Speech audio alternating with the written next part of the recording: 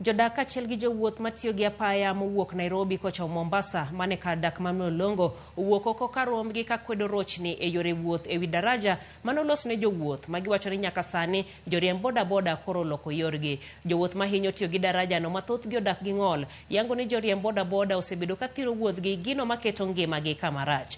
Joriemb boda to kata kamano oywago bor ma kuonde monego gilokre gode apeyni mamoko ka giwacho ni jowuoth be ok yie chulo omenda maromre gi kuonde magidhi.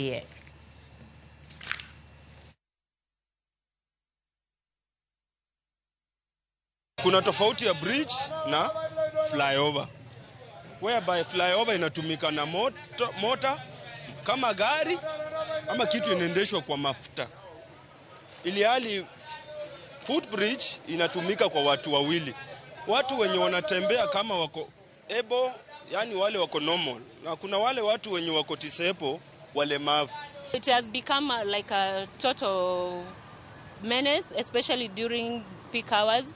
You don't even feel safe passing through the bridge because you don't know whether you'll be hit by a motorbike or you'll be pickpocketed. Niko in risk ya kugongwa, kuondokewa ni shida.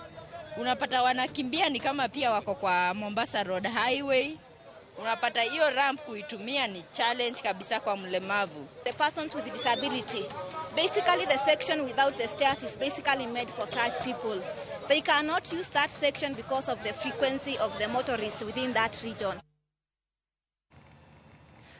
Mano sigaranero mar Mlolongo bel ma koro terowa e yweyo wa mokwongo e weche gi manyien mago mag ang'ich welo. Erokamano ahinya.